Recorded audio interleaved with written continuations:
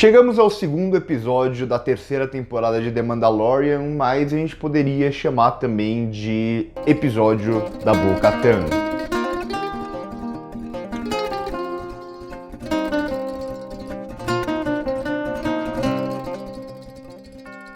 Esse segundo episódio é um episódio típico de The Mandalorian também, assim como o primeiro foi em certo sentido, esse também é. A gente pensa bem aqui e ele teoricamente é um episódio simples.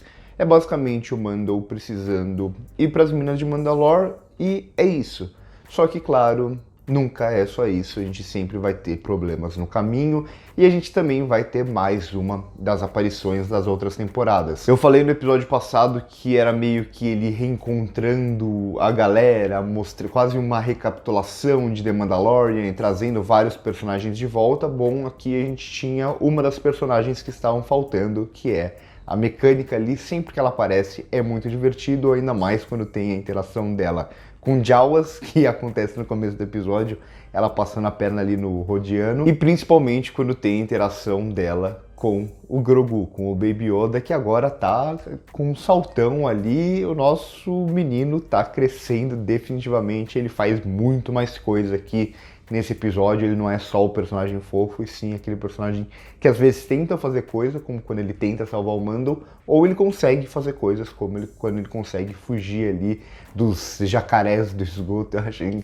curioso, no mínimo, eles usarem o formato de um jacaré para uns bichos que estão mais ou menos no esgoto, e consegue chamar a Bo-Katan para ajudar o Mando. Então, essa sequência inicial, a gente tem aqui a aparição também de um astromecânico, coisas vão começando a se formar que são bem comuns em Star Wars. A gente geralmente tem astromecânicos com personagens que a gente conhece, aqui o R5 ajudando de alguma forma o Mando até ele partir para Mandalore. Chegando em Mandalore, a gente tem algo que é quase uma... vamos entender a geografia de Mandalore. Acho que muita gente deve ficar confuso e tal. Como assim a Bo-Katan tá em Mandalore, mas não tá em Mandalore?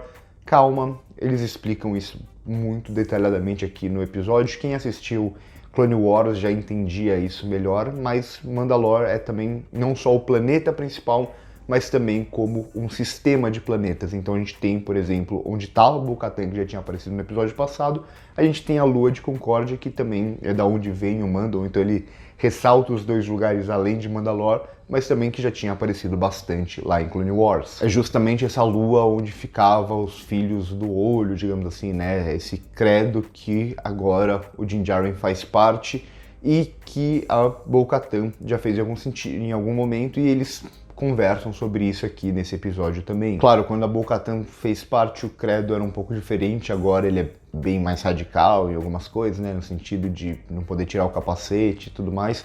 Eu não sei vocês, mas obviamente a gente entende o Mando, a gente entende como ele foi criado e o porquê ele quer fazer isso, mas o tempo inteiro a gente fica pensando, pelo menos eu fico pensando, esse lance de tá bom, Mando, tá bom, Din Djarin, esquece isso, por favor, vai fazer outra coisa da sua vida.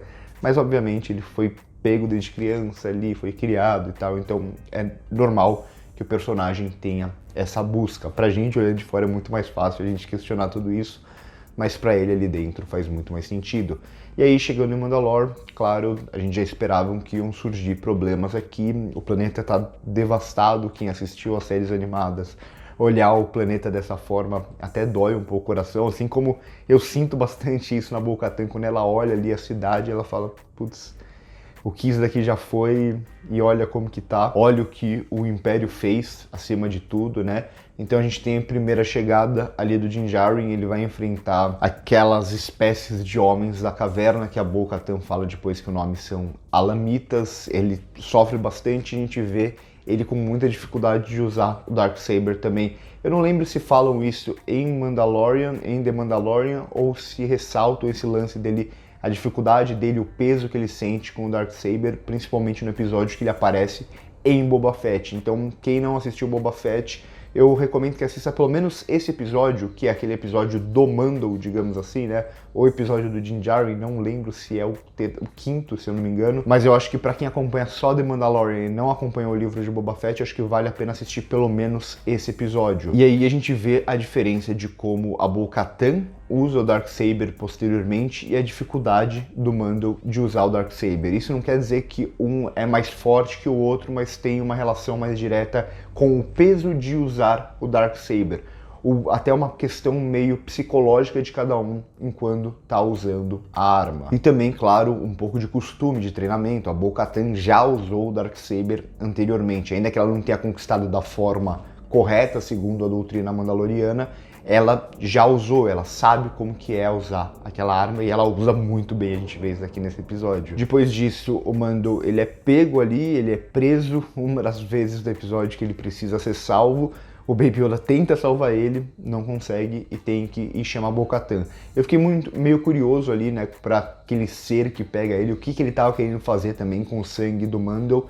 Em algum momento eu lembrei, pela formatação daquela parte meio ciborgue dele, que era algo que lembra bastante visualmente, né, o formato de Alien, e me lembrou também esse lance de algumas patas e tal, obviamente o Grievous, por ter mais máquina do que corpo ali, mas depois a gente vê que ele consegue se desgrudar daquilo também. Ele é uma coisa bem pequenininha, mas com uma parte tecnológica muito, assim, que torna ele muito mais poderoso. É algo que a série fala bastante desde o começo também, desses experimentos científicos. E aqui é mais um personagem com uma participação bem pequena, obviamente, mas que vai um pouco por essa linha. Até o lance não só dele ter esses experimentos, esse tipo de coisa, mas por ele tentar pegar o sangue, lembra bastante aquilo que o médico lá, que eu esqueci o nome dele, mas que tem o símbolo caminoano, que trabalha para o Império, queria com o sangue do Baby Yoda. Essa tentativa de extrair o sangue, óbvio que para fins completamente diferentes. O que quer o sangue aqui do Mando e o que quer o sangue do Baby Yoda para o Império, que já é uma coisa completamente diferente, o lance das clonagens e tudo mais. E aí, a partir de então, começa o show da Bo-Katan no episódio. Eu gosto bastante também da interação dela com o Baby Yoda, até ela aceitar a missão, né? Ela fica assim, tá bom, você tá voltando aqui, Din Djarin, eu não quero falar com você, eu já falei com você no episódio passado, só que quando ela vê que é o Grogu, ela tem uma reação completamente diferente, e quando ela interage com o Grogu também é muito engraçado, principalmente quando ela consegue vencer ali aqueles 3 caras com mais facilidade, e ela fala assim, você tá achando que ele é o único Mandaloriano que você conhece? Na verdade, se a gente pensar bem nesse sentido, o Mando, ele agiu muito mais durante a vida dele como caçador de recompensas, enquanto a Bo-Katan lutou muito como uma Mandaloriana mesmo, digamos assim, né, por Mandalore. Isso retorna aqui esse tema quando ela fala do pai dela, e também ela cita aqui os Jedi que eles lutaram lado a lado, mais uma referência a Clone Wars. Parece que a série nesse episódio está falando muito, assista Clone Wars, e eu reforço aqui, assista Clone Wars, que a série é maravilhosa. E aqui é muito interessante, né, porque a gente já viu a Ahsoka aqui nessa série. Quem não assistiu Clone Wars conheceu a Ahsoka talvez aqui por essa série, mas a Bo-Katan não viu a Ahsoka na série, se eu não me engano, né? E é justamente quando ela fala que ela já lutou lado a lado com os Jedi, ela lutou lado a lado com outros Jedi em algum sentido, mas, ou pelo menos lutou com os Jedi, mas enfim, quem lutou mesmo lado a lado com a Bo-Katan é a própria Ahsoka Tano, que vai ter a série dela esse ano. Então, não sei se a Bo-Katan vai aparecer na série da Ahsoka, provavelmente não, mas aqui uma referência a uma personagem que a gente já viu, que muita gente conheceu por The Mandalorian, e a Bo-Katan muita gente também conheceu por The Mandalorian. Essas duas personagens se conhecem, mas elas não se encontram aqui na série, então quando ela fala dos Jedi, ela tá falando principalmente da Ahsoka. E aí a gente chega no momento que dá o nome ao episódio e o destino final, digamos assim, do Mando, que são as minas. Em algum momento, quando ele tá entrando ali na mina, entrando na água, parece que a Bo-Katan vê ele falando o juramento, parece que por algum segundo ela acredita naquilo, né? Parece que por algum segundo eu senti algo como, tudo bem, esse cara pode ser um líder do credo, pode ser alguma coisa do tipo, um líder de Mandalore. E aí, obviamente, ele é pego, ela precisa salvar ele de novo por algo que ele não estava esperando, e ela também não. Ela até brinca inicialmente, quando ela brinca lendo aquilo, a gente já meio que espera que aquilo pode acontecer, mas é algo que é muito mais simbólico até do que o simples fato dela precisar salvar ele e tudo mais. Quando ela vê ali o bichão que pode ser aquele bichão ou não, mas enfim, é uma ideia de a lenda, na verdade, é real, né? E aqui fala-se muito sobre isso, né? Sobre essa ideia de mito, essa ideia de lenda, o credo, de alguma forma, é essa ideia. E a Bo-Katan não acredita em mitos assim mais, não acredita mais no credo até certo sentido, né? Ainda tem o lance, por exemplo, do Darksaber e tudo mais, que não deixa de ser uma regra, um mito de Mandalorian, e ela acredita, mas de forma geral ela parece muito mais cética em relação a muitos dos mitos de Mandalore, e quando ela vê aquele bichão ali, ela tem uma reação diferente. É essa ideia de, ok, tem uma lenda que pode ser verdade, ela estava tirando sarro e ela vê que ali está presente, né? O episódio ele acaba meio que num momento prestes a um conflito, parece, ou não. Enfim, eu acho meio estranho o momento que o episódio acaba, mas de forma geral, gosto bastante desse segundo episódio da terceira temporada de The Mandalorian. Como eu disse, é um episódio típico de The Mandalorian. Um episódio que é simples, o ponto de partida e o ponto de chegada, só que é interessante justamente pelos conflitos que surgem no meio de tudo isso. Então por hoje é isso. Se você gostou do vídeo, compartilha com seu amigo que gosta de Star Wars, que gosta de The Mandalorian. Eu ficaria muito, muito feliz e eu gosto muito de trocar essa ideia com vocês.